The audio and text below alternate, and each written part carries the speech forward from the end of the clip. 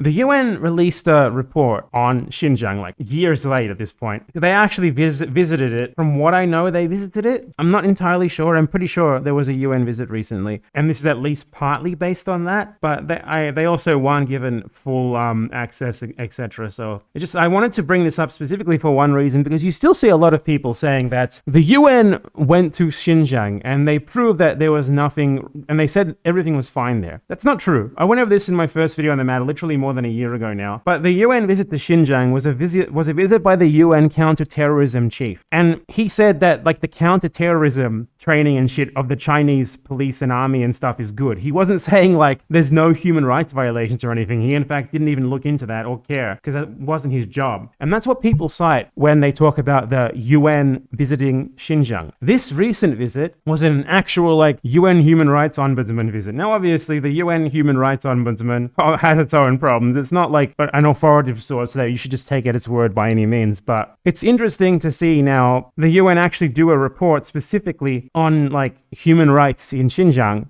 after people who have been denying everything that's been happening there have said that they already did one before apparently. So this, now I guess they can't say anymore that the UN said that everything was fine, which they always said before. So there's not really anything new here. This is all things that people have been saying for years. A lot of it is exaggerated as usual, some of it isn't. So the UN said they have uncovered credible evidence of torture possibly amounting to crimes against humanity. Now, I want to see the actual report. What is the credible evidence? Because I would hope it's based on their visit rather than just them citing, I would like it if they would like have interviewed people themselves and produced something new rather than just citing older shit. That would be nice. Okay, they interviewed former detainees.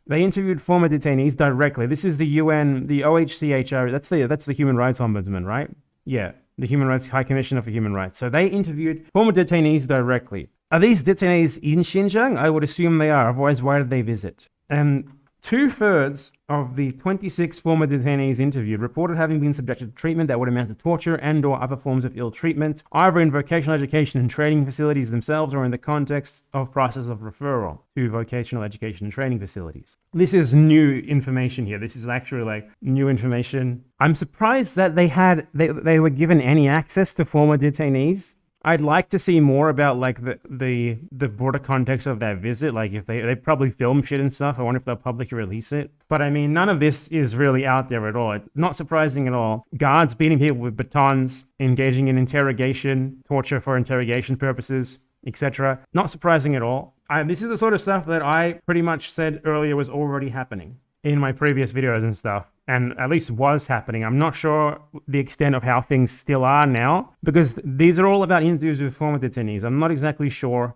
Yeah, like these are like a news source, sort of a new primary source in many cases in this sort of reporting on things that have already been reported about, just sort of more compounding evidence. But the question here is generally, it's not so much is there anything shitty going on there, unless you're an idiotic dingus. It's pretty fucking obvious that they've been cracking down on a lot of Uyghur people for supposedly being associated with terrorism or whatever. The thing is that is also being exaggerated to a ridiculous extent. Like if you look at the BBC article that I was just, is this a new BBC logo? What is that? These free squares. It's fucking terrible. But like the BBC doesn't, like they intersperse their own things to make it kind of seem like the UN is saying it, but they didn't say it. Human rights groups estimate that more than 1 million people have been detained at camps in the Xinjiang region in northwest China. Which human rights groups? How did they come up with that figure? I mean, I've been over this before. They basically estimated it off like hearsay of hearsay, and it was like one like US funded group that did it like 4 years ago, and they've just been throwing that number around ever since. But this doesn't seem like terrible evidence at all. You can probably trust the UN Human Rights High Commissioner to at least have conducted interviews, real interviews. The question is, where did they conduct them and with who? That's what I mean, I'm sure they're not allowed to, they were not going to release the names, but I would hope that these interviews were conducted with people from Xinjiang,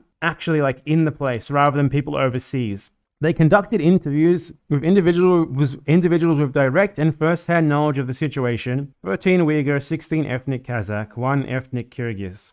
1/3 of the 40 interviewees had never been interviewed by others, or had never shared their experience. It sounds like 2/3 of them then have come out before with this beforehand, which would indicate to me they're probably people overseas, because I'm pretty sure people in Xinjiang itself are not going to talk to UN inspectors a lot when they're clearly going to be being followed by Chinese officials and they could possibly be punished afterwards. Or at least, if what they said is happening there was true, that's what you would expect. It would be incredibly difficult to get these people to agree to interviews when they are still in Xinjiang. So you can kind of understand why most of them are ones who have left rather than ones who are still there. Because theoretically, if this was all happening, which a lot of it is, by the way, but definitely not to the extent they say it is, you would expect people who were there to former detainees to want to stay on the fucking down low and not talk to anyone.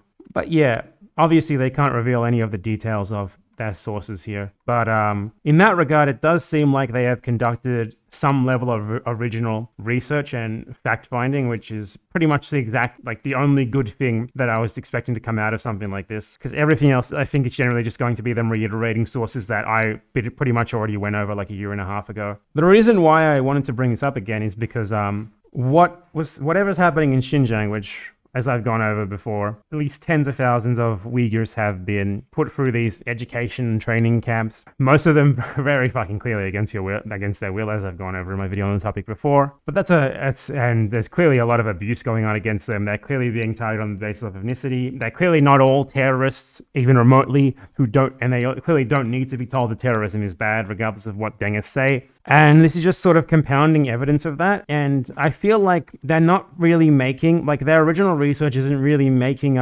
insane level claims. This is all very believable stuff. Though they are of course citing more contentious stuff like Adrian Zenz and stuff.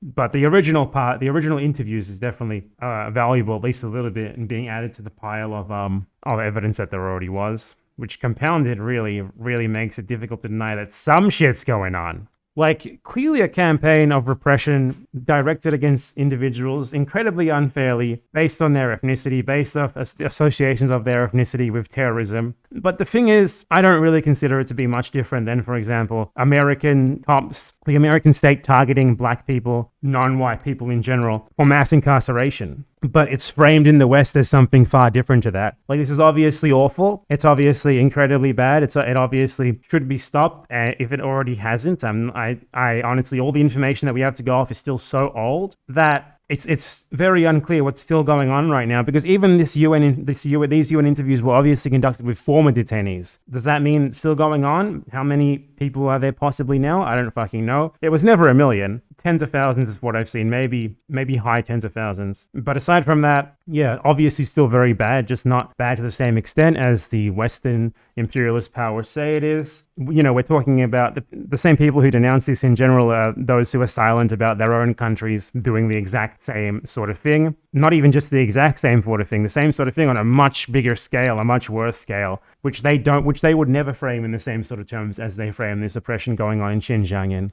So yeah, just wanted to cover that because I think it's funny how they're always like, oh, the UN, like the Dengists are always like, the UN is on our side. The UN said nothing bad was happening. Let's look at some very disturbing drone footage. Shit. Jesus Christ. Just autoplay video. Anyway, yeah, so just wanted to cover that because I thought it was, for one, it's a little bit of new primary source information on the matter. We haven't really gotten any of that for a long time. It's all so fucking old at this point, which seems at least a bit actually reliable, though it would have been more useful if they could have interviewed more new victims, and especially people from Xinjiang, but I understand why that's not really possible. And it's clear now that, if you ever see anyone saying, the UN went to Xinjiang and said everything's fine. No, they didn't. They're talking about something completely fucking different. This is the first actual UN Human Rights Commission visit to Xinjiang, and they certainly haven't come out making China sound good, but they also haven't come out making it sound like it's a genocide or anything either.